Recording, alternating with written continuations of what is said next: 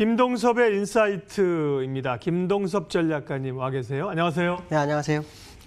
단기 관망 쪽으로 지금 약간 좀 상황을 보고 계신 흐름인데 어떻습니까, 오늘은? 관망에 대한 생각을 약간 변화를 어제 미국장 끝나고 좀 생각을 바꾸기 시작을 했습니다. 왜냐하면 어느 쪽으로요? 일단은 관망을 풀고 예. 상방 쪽으로 좀 보고 있어요. 미국 시장이 그 통계 오류가 나왔으면 사실 시장에서는 금요일 상승분을 내줘야 되죠. 근데 내주질 않습니다. 오히려 1.7%가 올랐어요. 너무 당황했습니다. 내용을 봤더니 이제는 경제 재개가 아니라 경제 회복이 빠를 거다. 시장이 어마어마한 상황입니다. 그러니까 정말 큰 이슈가 없는데 주가를 끌어올리고 있다. 유동성 장세가 맞겠구나. 그러고 나서 새벽장에 여기환율을 봤더니 1200이 무너져 버렸습니다. 원달러가 1200원이 무너지면 우리나라 경상수지에 상당한 부담이 되는데도 불구하고 1200원을 용인을 하고 있습니다. 그래서 시간을 쭉 봤더니 과거의 원달러를 봤더니 우리나라가 올해 1월 14일 날 원달러가 약 1150원이었어요. 그때 지수가 2250 정도 됐습니다. 근데 지금 1198원인데도 불구하고 2000이 넘었죠. 그 얘기는 무슨 말이냐면 원달러가 1150원까지 오면 우리나라 집값 레벨업이 굉장히 될 수 있겠구나라는 생각을 하게 하는 거예요. 그래서 이거는 일단 시장이 펀더멘털 여러 가지 상황으로는 굉장히 좋게 안 보이지만 유동성의 힘이 강해지고 있구나. 또 우리나라 원달러가 일단 하방 압력이 굉장히 거세지겠구나. 그렇다면 결국 지금이 관망으로 보기에는 너무 부담스럽다라는 생각을 하게 됐습니다. 그래서 일단 미국장이 올라오는 부분이 굉장히 긍정적이고 시장에서 호재가 없는 상황이지만 호재를 만들어가는 미국장의 모습. 아마 여기에는 트럼프의 영향력이 굉장히 컸지 않을까. 결국 트럼프가 재선을 위해서 다가가는 모습이 시장에 나오고 있다는 생각이 들었습니다. 그 얘기 무슨 말이냐면 적어도 11월 정도까지는 방향성을 상당히 내세울 수 있는 그런 상황이 아닐까라는 생각이 들고 있고요. 또 우리나라 같은 경우에도 아시겠지만 공매도가 9월까지 진행되잖아요. 그러면 역시 매도 물량이 매우 한정될 수 있죠. 그 얘기는 저점이 될 때마다 고점을 높여가는 상황으로 갈 수 있고 저점을 높여가는 상황으로 시장을 이끌어갈 수 있겠다는 생각이 불현듯 들었습니다. 그래서 일단 시장이 관망 모드였지만 관망을 하기에는 힘이 너무 세구나. 결국 미국도 추세선을 돌파 시도를 하고 있습니다. 단기적으로요. 그래서 일단은 관망이라는 그 의미, 이거는 하방이 아니었습니다. 일단 지켜보겠다는 생각이 났는데 이거는 접고요. 일단은 상방 쪽으로 더 무게를 싣습니다. 특히 우리나라 시장이나 미국 시장의 차트가 고점을 돌파를 하고 있어요. 추세선을. 추세를 돌파 그 위에서 놀고 있거든요.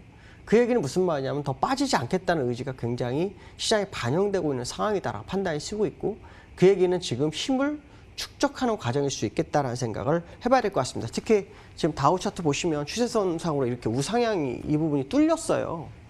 뚫려버렸기 때문에 한 번에 뚫렸죠. 보통 한 번에 뚫게 되면은 바로 가는 경향이 굉장히 많아요. 그래서 현재 상황으로 봤을 때 미국은 빠지고 싶은 생각이 전혀 없는 거. 악재를 숨겨버리고 아시겠지만 통계 오류라는 것은 어떻게 보면 거짓이잖아요. 그것도 이겨버리고 주가를 끌어올리는 미국 시장은 이유를 찾는 거야. 상승할 이유를 계속 찾고 있습니다. 악재는 그냥 다 외면. 상승할 이유를 계속 찾고 있다. 근데 한 번에 뚫었죠? 그럼 목표치가 굉장히 높아지는 겁니다. 이렇게 되면 미국은 과거의 고점 29,000, 3만 원까지도 갈 수 있는 상황이 연출될 수 있겠다는 생각이 들었어요. 그래서 미국장에 대한 생각의 뷰를 많이 바꿔야 되겠다. 사실 기술적으로는 굉장히 어려운 자리가 맞는데 그 기술적인 어려운 시점에서 통계 오류라는 문제가 발생했는데도 불구하고 시장은 반대로 가고 있다는 거.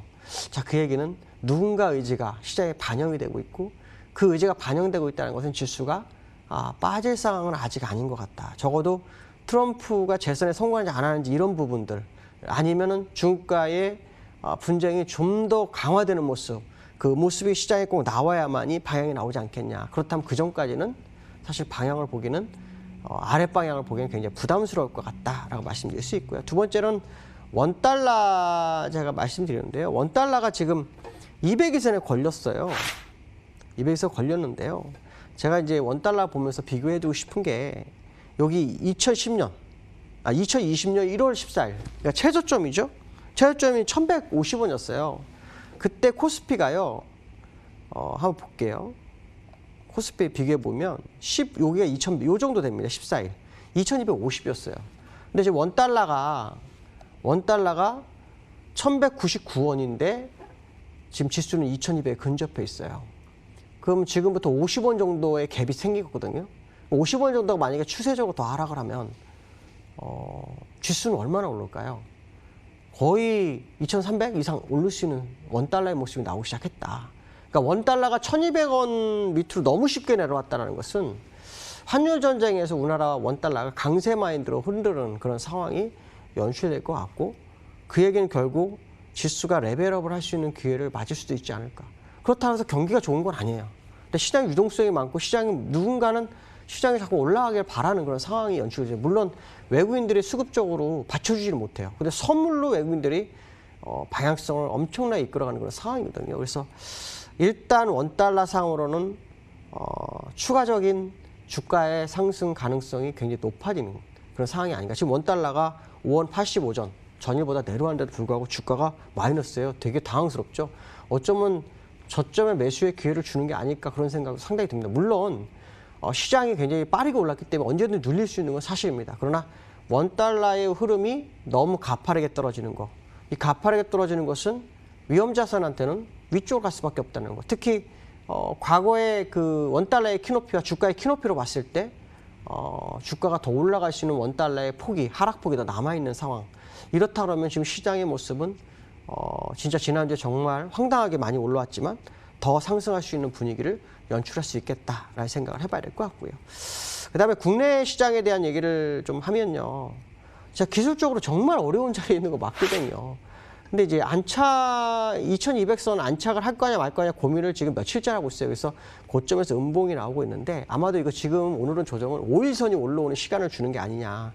추세선은 다 돌파가 돼 있어요. 일단 추세선은 돌파했고 아까 미국처럼 돌파가 돼 있어요. 근데 이 자리에서의 움직임이 얼마나 중요할까? 여기에는 사실은 외국인들의 움직임이 굉장히 중요할 건 맞는 것 같아요. 근데 요 근래 제가 느낀 것은 딱 하나였습니다. 저도 사실 지난주에 오류를 범한 게 있었어요.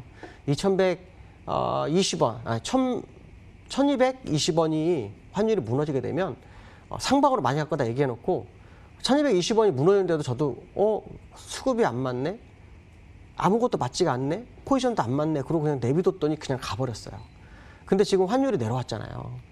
그럼 환율과 주가가 완전히 연계가 돼 있다는 해석이 확실히 되고 있어요. 그래서 환율이 1,200원이 붕괴됐다는 것은 국내 주식에 대한 상승을 논하는 자리가 또 연출되지 않나. 만약에 환율이 더 내려오는 모습이 나오면 그때는 시간차를 두고 따라갈 수 있지 않을까라는 판단이 쓰고 있어요. 그래서 여러 가지로 지표상으로는 좀 어려운데 환율과의 불가분 관계가 계속 지속되고 있는 현재의 모습으로 본다 그러면 현재 우리나라 지수는 좀 더 올라갈 수 있지 않을까, 이렇게 판단이 쓰고 있는데요. 차트상으로 보시면 제가 이렇게 잡아놨었어요. 여기까지가 딱 중요했어요. 근데 지금 보시면 다 어디서 지지가 되죠? 음봉 나왔지만 다 그 위에서 지지가 나와요. 그게 무슨 말이냐면 대기 매수세가 있는 거고, 거기에 환율이 내려오기 때문에 버텨주는 거거든요. 그래서 환율이 지금 1,200원이 무너진 상태에서 주가가 오늘 마이너스로 간 거에 대해서 굉장히 의아스러운 현재 상황이지만, 어쨌든 이것은 하루 이틀 차이를 두고서도 꼭 시장에 반영하는 모습이 있을 거다라는 판단을 꼭 해봐야 될 것 같고요. 그 얘기는 추가적 상승에 대한 기대감이 있을 수 있다. 특히 월봉에서 아주 중요한 자리에 와 있는데요. 월봉 차트상을 보시면 지금 이 추세선 돌파가 됐어요. 추세선이 돌파되면 후행스팬이 올라가시는 이 정도까지 올라오거든요. 이 정도 올라오면 이제 여기를 돌파하는 시간이 좀 걸려요. 그러니까 단기적으로 상승폭이 이 정도가 남아있는데 이게 2360 정도가 나와요. 그러니까 돌파하지 말할 공간을 너무 쉽게 돌파해버리니까 이격을 열려버리는 그런 상황이 코스피에 나와 있죠.